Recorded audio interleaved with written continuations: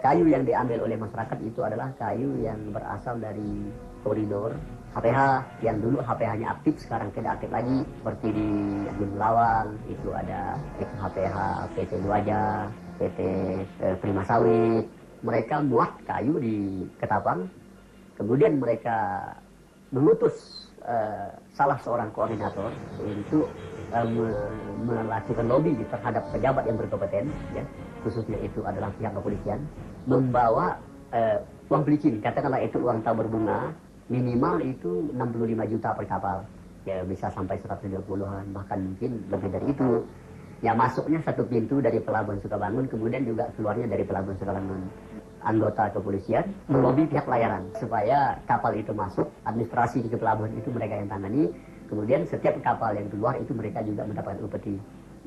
KP3 kemudian mungkin bea cukainya itu juga dapat, kemudian itu pihak institusi daripada TNI itu pasti. Para pelaku illegal logging itu memanfaatkan peluang dengan menggunakan dokumen terbang yang mereka beli. Kapalnya, kayunya itu dibuat dari Ketapang. Sehingga seolah-olah kayu yang mereka jual ke negeri jiran itu legal. Para pelaku illegal logging itu mengikuti lelang. Kayu lelang ini mereka simpan di sonnya mereka, membeli kayu dari luar, kemudian mereka buat ke kapal, seolah-olah aktivitas itu adalah aktivitas legal. Dari pelabuhan Ketapang ini mereka biasanya keluar dari Pelabuhan Sukabangun menuju Pulau Penebang. 12 jam kemudian mereka sudah sampai di Pulau Datu. Dari situ mereka menuju Pulau Marundung. Itu mereka sudah melakukan kontak dengan pos penjagaan di Sintete. Di situ ada bea cukai, itu juga ada angkatan laut. Kemudian mereka atur jadwal. Kapal saya nyampai di perbatasan kira-kira jam sekian. Bertepatan dengan jam itu, kapal angkatan laut, bea cukai itu tidak melaut. Mereka akan nyampai ke Pulau Muri. Sekitar 1 jam lagi mereka sudah sampai. Pulau Talang itu adalah sebuah pulau yang dilindungi oleh pemerintah Malaysia. Dan di situ standby angkatan lautnya, polisi hutannya, polisi perairan. Dari Pulau Talang ke Pelabuhan Sematan itu paling ditempuh dengan waktu 40 menit. Itu dari Kabupaten Ketapang per hari bisa 2 kapal, 3 kapal per hari. Yang kapasitas muatan minimal ya 500 kubik. Sebenarnya dari tahun 2000 aktivitas illegal logging di Ketapang itu begitu marak. Saya sering laporkan ke Kapolda, laporkan ke Kapolres, tapi ya tidak ada tanggapan. Pemirsa, salah satu sumber informasi yang bisa dipakai untuk menelisik jaringan pemain kayu ilegal di Ketapang adalah Tony Wong. Tapi mengapa pemilik lahan HPH ini sekarang justru mendekam di penjara? Delik akan kembali sesaat lagi.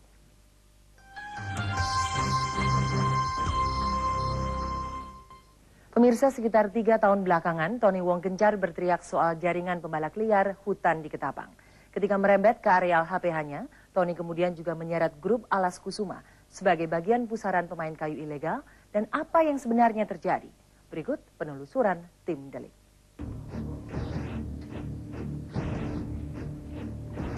Sudah sekitar setahun Tony Wong menginap di Lapas Ketapang, Kalimantan Barat. Dan sampai kini, kasusnya masih bergulir di Pengadilan Negeri Ketapang. Santer berita menggambarkan bahwa ia adalah cukong besar kayu ilegal di Ketapang.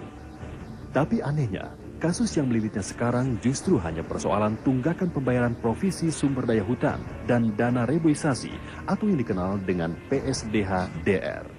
Nunggak PSDH-DR, menurut kami itu kan hutang yang bisa dia lunasi setiap saat. Mengapa harus dia naikkan menjadi pidana? Karena hutang dan sebagai garansinya sudah disampaikan BG sebagai jaminan dan itu pun tidak pernah dicairkan oleh instansi dalam hari ini Dinas Kehutanan. Ya, dan uang kecil itu. Uang kecil itu berapa? 100 juta lebih sama 100 juta lebih. Sementara Pemda utang saya itu 7 miliar lebih. Sudah dari 2002 sampai sekarang belum bayar. Dan adanya tunggakan PSDH-DR itu saya sendiri tidak tahu. Kalau saya diberitahu saya bayar. Keanehan memang tidak seketika ini muncul. Tony yang gencar berteriak soal illegal logging di Ketapang sejak 3 tahun belakangan ditangkap polisi tahun lalu setelah dirinya melaporkan keterlibatan aparat keamanan dan grup Alas Kusuma, perusahaan HPH di Kalimantan Barat sebagai dalang aksi pembalakan liar di Ketapang. Alas Kusuma yang membuka pintu, memberikan kesempatan di Ketapang, operatornya adalah Albert Teddy, mantan Kasat Serse. Dialah yang melaporkan saya buat laporan dan menangkap saya. Sejak ditangkap itu, Tony terisolasi dan sulit memberikan informasi apapun kepada media. Keanehan ini memang cukup terbukti ketika tim delik mencoba mewawancarai Tony 2 pekan lalu. Untuk berbicara dengan Tony saja, aparat keamanan berusaha melarangnya. Hingga akhirnya kami berhasil mewawancarai Tony sebelum persidangan kasusnya. Tiba-tiba kami diusir. Tolong Pak, ke kemana gitu lah. Ya, katanya mau dibawa atau gimana? Loh, lah ya sebentar itu. Ya tolonglah, gitu loh. Kalau di sini kan masih terjadi komunikasi, Bang. Gitu loh, Bang. Ya, ke sana ke tempat yang kita liputi sidang. Ayo ke ruang sidang. Ya, apa-apa, Pak. Saya nunggu sini aja, nggak mau. Kalau mau dibawa silakan saja, Pak. Kan nanti ada, Bang. Nanti kan ada waktu terbuka itu kan, Bang. Aku bisa meliput lah. Apa? Bukan soal liput, Pak. Saya interview, Pak. Kita bicara. Iya, kita bicara. Nggak perlu. Keanehan-keanehan inilah yang mengusik tim delik untuk mencari tahu ada apakah sebenarnya. Pada tahun 2006, Tony pernah mengikuti lelang kayu yang juga dihadiri banyak cukong pemain kayu ilegal di Ketapang. Saya memberantas illegal logging dengan cara ikut lelang.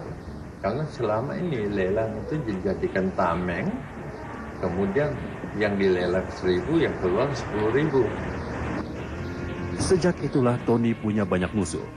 Tony pun sempat dihubungi para cukong besar dalam upaya bisnis kayu ilegal ini. Ini seperti Sunan lah pengusaha untuk jadi Kapolres. Iya, saya kayak Pak Sunan lah mau. Do Kapolda usul le. Kapolda usul le. Kapolda usul itu yang dia mau anu menguah. Ini kayak Kapolda kan ya kawan yang naik keluarga dengan lonya. Masih mai ke tanah. Masih kerja. Masih. Yang ngurus dia kan berkawan dengan anak Polda lah. Tapi omong gitu, yang mobil si Ahok dibeli Asung kan dikasihkan ke Polda itu.